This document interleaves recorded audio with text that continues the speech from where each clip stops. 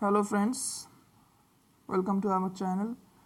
Today we cover fundamental rights of Indian Constitution from Krishna Vidyarthi. So let's start. The fundamental rights are enshrined in part 3 of the Constitution from Article 12 to 35. So the basic thing is part 3 of Indian Constitution.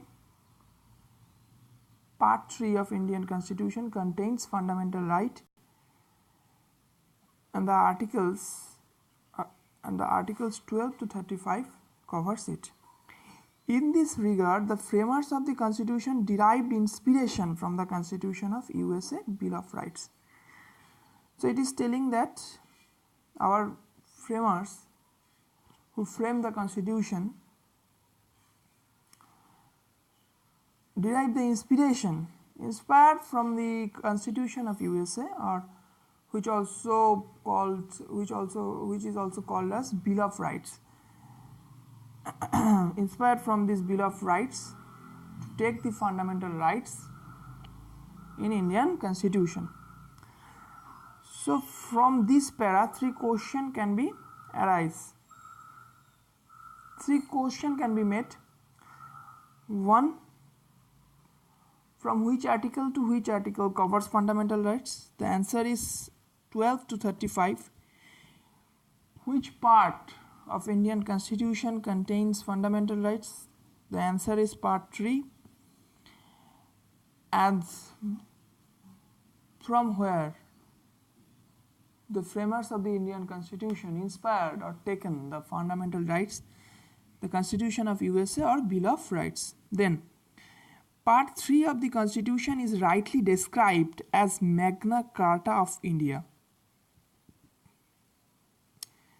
As this part 3 is very important to Indian Constitution, it is also can be called as Magna Carta of India. It contains a very long and comprehensive list of justiciable fundamental rights. So here one information is added, that fundamental rights is also justiciable in nature. That one can go to the court for any violation of his or her fundamental rights. Then in fact the fundamental rights in our Constitution are more elaborate than those found in the Constitution of any other country in the world, and including USA. So here it is telling that fundamental rights in our Constitution are more elaborated than any other country, also from USA, from where it is taken. Then the fundamental rights are guaranteed by the Constitution to all persons without any discrimination. It is also telling that without any discrimination, the fundamental rights is applicable to all of the Indian citizens.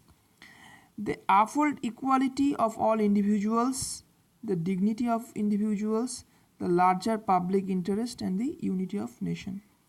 It is also telling that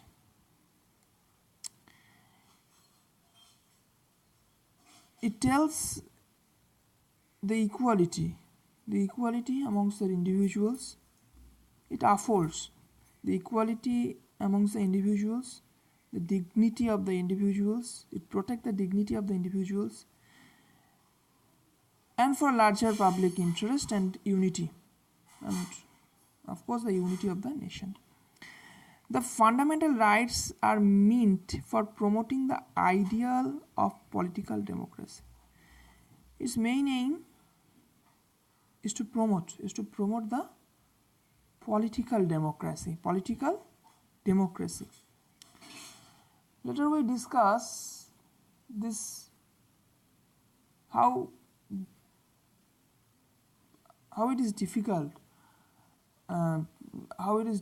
to carry on a political democracy in a nation. it is very difficult. It is later we discuss. Then they prevent the establishment of an authoritarian and despotic rule in the country. Also it is telling that it will prevent, this fundamental rights is framed to prevent the authoritarian and despotic rule in the country. So no authoritarian or despotic rule of a country can be prevented by the enforcement of these fundamental rights, and protect the liberties and freedom of the people against the invasion by the state. They operate as limitations on the tyranny of the executive and arbitrary laws of legislature. In short, they aim at establishing a government of laws and not of men. So from these three para, we are getting points like that. Part 3, which part of Indian Constitution, also called as Magna Carta of Indian Constitution, is part 3. Answer is part 3. And are fundamental rights are justiciable or non-justiciable in nature? The answer is it is justiciable in nature. And the third information we are getting, that it is more elaborated than any other country, and also from USA. It is elaborately described in Indian Constitution. The fundamental rights are guaranteed by Constitution, and it is also telling that it affords the equality amongst the individuals, dignity, and protect the dignity of the individuals, and it is for the larger public interest and unity of the nation. And also we are getting that the point that it is meant for to promote the political democracy, to carry on the political democracy in the India, and it is meant for to prevent the establishment of any authoritarian and despotic rule in India, and protect the liberties and freedom of the individuals of India. They operate as limitations on the tyranny of the executive and arbitrary laws of the legislatures. So it is also controls the limitation of the power of executive and legislature also. In short, they aim at establishing a government. So its main aim to establishing a government of laws and not of men. A government of laws and not of men. Okay. Then the fundamental rights are named so because they are guaranteed and protected by the Constitution, which is the fundamental law of the land. They are fundamental also in the sense that they are most essential for the all-round development, material, intellectual, moral, spiritual of the individuals. So it is called as fundamental rights. Why it is fundamental? Because they are fundamental law of land. Why it is fundamental law of land? Because they are most essential for the all-round development of material, intellectual, moral and spiritual of the nationals, of the individuals. Originally the Constitution provided for 7 fundamental rights. Now we are coming in the 7 fundamental rights. The first one is the right to equality. It contains from Article 14 to 18. So we have to remember the first four articles is made for the right to equality. So right to equality is a very important right under fundamental rights, and it contains 4 articles, and you have to remember Article 14 to 18. Article 14 to 18 is right to equality. Then right to freedom, article 19 to 22, 19, 20, 21, 22. Then also 4. So right to equality, first come right to equality. First we have to equal among ourselves. So first come right to equality. Then when we are getting equal amongst ourselves, then we can tell about our freedom. So then it comes right to freedom, article 19 to 22. It is also 4 articles. So article from article 19 to 22 contains article right to freedom, 19 to 22. Right against exploitation, article 23 to 24. Only two articles is there. So then come right against exploitation. When we are taking the right of freedom, right to freedom, then we can tell about our exploitation. Is it gettable? Is my points is quite gettable? First come right to equality. First we have to equal amongst ourselves.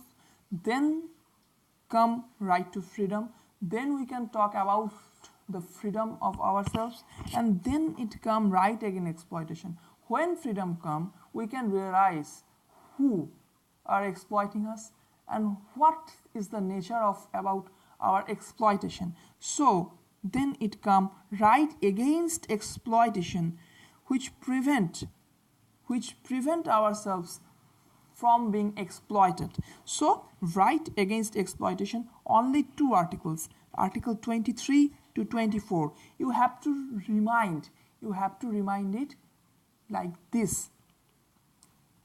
Next come number 4, right. You have to remember this like such way, okay? Right to freedom of religion. We know that religion takes a big toll in India, and different religious persons is living in India very peacefully. So when we discuss about right against exploitation, when it comes right against exploitation, then we have to discuss about right to freedom of religion. Right to freedom of religion. This comes from article 25 to 28. 25, 26, 27, 28. When religion is very important to our nation, so these 4 articles have to be concluded under, and like this way we can also tell 4 articles we have to give to our religion. Okay, so right to freedom of religion is come under article 25 to 28. Then cultural and educational rights, it comes under article 29 to 30. Then again 2, 29 and 30, again 2, and then number 6, right to property, article 31, which is currently not exist right now. It got repealed. We discuss about it later. So number 6 is not existing right now, and it is a legal right under article 300A. And then come 7, right to constitutional remedies, article 32. Constitutional remedies, it is very important. Constitutional remedies, what to do if anyone violate the fundamental rights. So here is the process of constitutional remedies, and this come under article 32 to 35. Okay, however, article 32, so right to equality first come 14 to 18, 4 articles. Right to freedom then come article 19 to 22, 4 articles. Then right against exploitation, article 23 to 24, 2 article. Next come for right to freedom of religion, article 25 to 28. Remember yourself. Then come number 5, cultural and educational rights, article 29 to 30. Then comes 6, right to property, article 31, which is currently not existing. So you can left now you can left this number 6, and then number 7, right to constitutional remedies, article 32 to 35. Here only 32 is mentioned, but you can remember it, 32 to 35, 32, 33, 34, 35. Also 4 articles is there. So the ratio is 4 is to 4, 4 is to 4 is to 2 is to 4 is to 2 is to 4. So you can write down in any, if you are taking any notebook while watching this video, you can write down here that the ratio I just told 4 is to 4 is to 2 is to 4 is to 2 is to 4, to remember yourself, to remember it better, in a better way. Okay, then however the right to property, here it is telling that right to property was deleted from the list of fundamental rights by the 44th Amendment Act 1978. So 44th Amendment Act, which happened in 1978, how you can remember that 44th Amendment Act happened in 1978? Just plus 4 plus 4, it gives the result 8. So 44th Amendment Act happened in 1978. It is made a legal right under Article 300A in part 12 of the Constitution. So at present there are only 6 fundamental rights. So এটা মনে রাখতে হবে, এটা legal right হয়ে গেছে, it became a legal right under Article 300A in part 12 of Indian Constitution, and now there are only 6 fundamental rights. Then features of fundamental rights. The fundamental rights guaranteed by the Constitution are characterized by the following. Number 1, some of them are available only to the citizens, while others are available to all persons, whether citizens, foreigners, or legal person like corporations or companies. So it is a very important point. It is a very important point when you are going to know the fundamental rights in a detailed way for WBCS or any civil service exams, and also for other exams also. This Krishna Reddy is quite a beneficial book for you, which will give you a detailed knowledge. So today I decide just go through the Krishna Reddy for once. So some of them are available only to citizens, while others are available to all persons, whether citizens, foreigners, or legal persons like corporate or companies. So it is quite clear that some of fundamental rights are also applicable to our citizens, to our own citizens, to the Indian nationals, but some of them are applicable for everyone, whether he is a citizen or not, whether he is a foreigner or not, whether he is a legal persons like corporations or companies. It is applicable to everyone. Okay, it is applicable to everyone. Number 2, they are not absolute but qualified. They are not absolute but qualified. The state can impose reasonable restrictions on them. However, whether such restrictions are reasonable or not is to be decided by the courts. Thus, they strike a balance between the rights of the individuals and those of the society as a whole, between individual liberty and social control.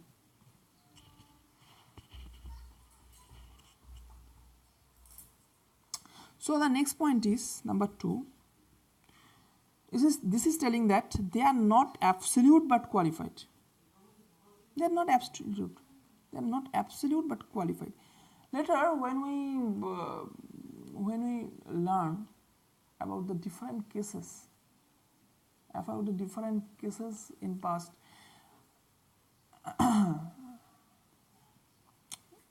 arising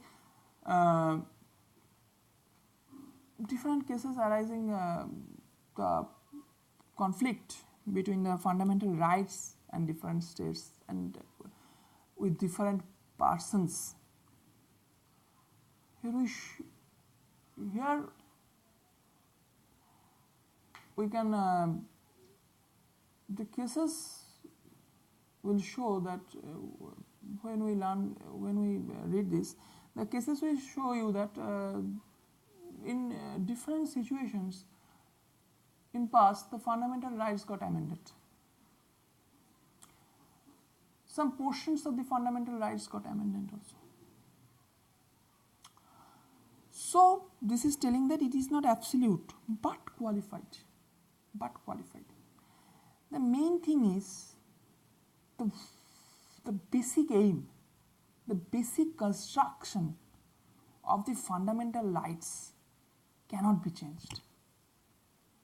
The last decisions of Supreme Court is clearly telling that the basic construction of the fundamental rights cannot be changed, cannot be amended, because it will change the whole concept of Indian Constitution.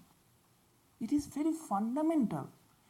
We have to realize that this is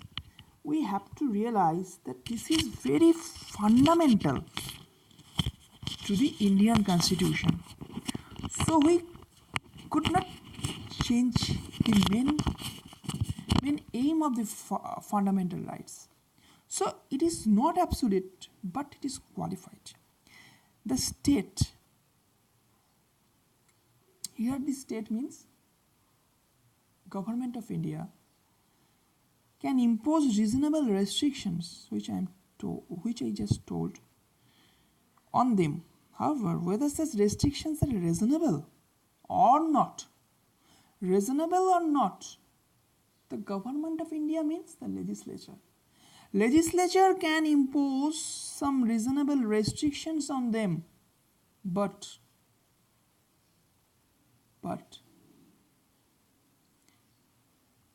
then judiciary will check it. Whether these restrictions are reasonable or not. And it is solely decided by the courts. Thus, they strike a balance between the rights of the individual and those of the society as a whole, between individual liberty and social control. So it is very clear to you. Then we will go to the next page.